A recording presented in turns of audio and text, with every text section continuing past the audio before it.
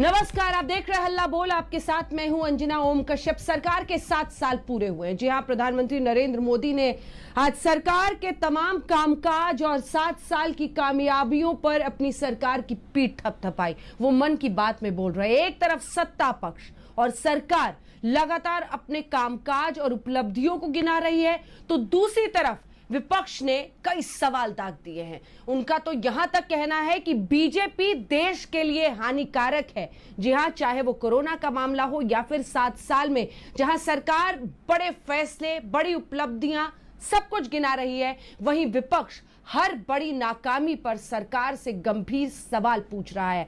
आज हमारे साथ जुड़ रहे संबित पात्रा। जी हाँ, डॉक्टर संबित पात्रा हमारे साथ भारतीय जनता पार्टी का पक्ष रखेंगे। सुप्रिया श्रीनेत मोर्चा संभालेंगी कांग्रेस पार्टी की तरफ से। लेकिन इससे पहले कि दोनों के साथ चर्चा की शुरुआत हो, आइए आपको दिखाते हैं अपनी ये रिपोर्ट।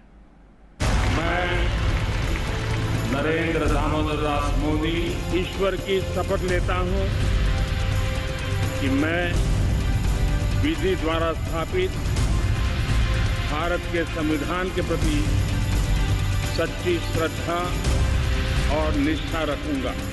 26 मई 2014 को नरेंद्र दामोदर दास मोदी ने पहली बार प्रधानमंत्री पद की शपथ ली थी और 5 साल बाद दूसरी बार नरेंद्र मोदी ने आज से ठीक 2 साल पहले 30 मई 2019 को राष्ट्रपति भवन में प्रधानमंत्री पद की शपथ ली।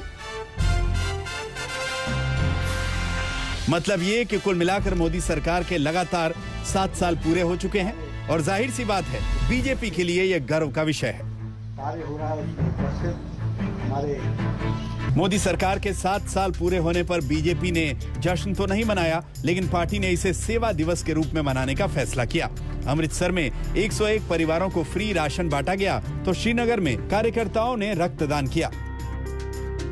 बीजेपी के लिए बेशक ये संतुष्टि और उपलब्धि का वक्त है, लेकिन विपक्ष सत्ता पक्ष की इस खुशी से कतई इत्तेफाक नहीं रखता। पहले मन की बात में प्रधानमंत्री को सुनिए, उन्होंने अपनी सरकार के 7 साल पूरे होने पर क्या कहा। इन 7 वर्षों में जो कुछ भी उपलब्धि रही है वो देश की रही है, देशवासियों की रही है। कितने ही राष्ट्रीय गौरव के क्षण हमने इन वर्षों में साथ मिलकर अनुभव किए हैं। जब भारत राष्ट्रीय सुरक्षा के मुद्दों पर समझौता नहीं करता, जब हमारी सेनाओं की ताकत बढ़ती है, तो हमें लगता है कि हाँ, हम सही रास्ते पर हैं। कितने ही लोग देश को धन्यवाद देते हैं कि 70 साल बाद उनके गांव में पहली बार बिजली पहुंची है। उनके बेटे बेटियां उजाले में, पंखे में बैठ करके पढ़ रहे हैं। कितने ही लोग कहते हैं कि हमारा भी गांव अब पक्की सड़क से शहर से जुड़ गया है। मन की बात में पीएम मोदी ने पूरे मन से अपनी सरकार की उपलब्धियों का वर्णन किया, लेकिन कांग्रेस ने तो मोदी सरकार को देश के लिए ही हानिकारक बता दिया। आज 7 साल हो गए देश को एक नाकाम, नाकारा और नासमझ सरकार का बोझ ढोते हुए। मेरा देश भुगत रहा है। मेरा देश भुगत रहा है क्योंकि आर्थिक मंदी के काले बादल चारों ओर मंडरा रहे हैं। यह 73 साल में देश की सबसे कमजोर सरकार साबित हुई है। साफ है साथियों कि देश 7 सालों की मोदी सरकार की निर्मित बदहाली को भुगत रहा है। पिछले 7 सालों में देश ने बहुत कुछ देखा, परखा और समझा। इसकी व्याख्या सरकार अपने पक्ष में कर रही है, तो विपक्ष इसे देश के लिए हानिकारक बता रहा है। हालांकि इसके फैसले की असली हकदार देश की जनता है। प्रधानमंत्री जी ने देश को जो इन 7 वर्षों में मजबूती प्रदान की है वो उल्लेखनीय भी है और सच में देश को दुनिया में स्थापित करते हुए भारत के नाम को आगे बढ़ाना, इस काम को बखूबी प्रधानमंत्री नरेंद्र मोदी जी के नेतृत्व में ये कार्य संभव हो पाया है। लोगों की मांगे बहुत ही कम होती है। सबको अडानी, अंबानी, टाटा, बिरला नहीं बनना है देश में। बस रोजगार चाहिए ठीक से।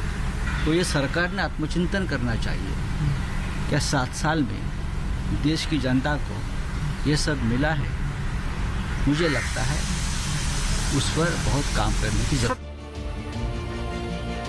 एक और जहां बीजेपी 7 सालों को उपलब्धि मानकर अपनी पीठ ठोक रही है, तो वहीं विपक्ष इसे कहीं विरोध दिवस तो कहीं काले दिवस के रूप में मना रहा है। भोपाल और इंदौर में कांग्रेस सड़कों पर उतरी तो पटना में आरजेडी कार्यकर्ताओं ने मोदी सरकार के खिलाफ पोस्टर चस्पा किया।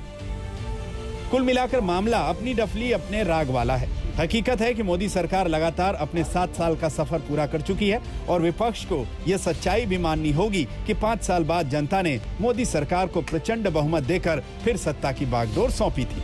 हालांकि सरकार को विपक्ष के उन चुभते सवालों का जवाब भी देना होगा जिसके प्रति वो उत्तरदायी हैं। दिल्ली से आनंद पटेल के साथ आज तक ब्यूरो। डॉक्टर संबित पात्रा, 7 साल सरकार के, आप कह रहे हैं मेरा देश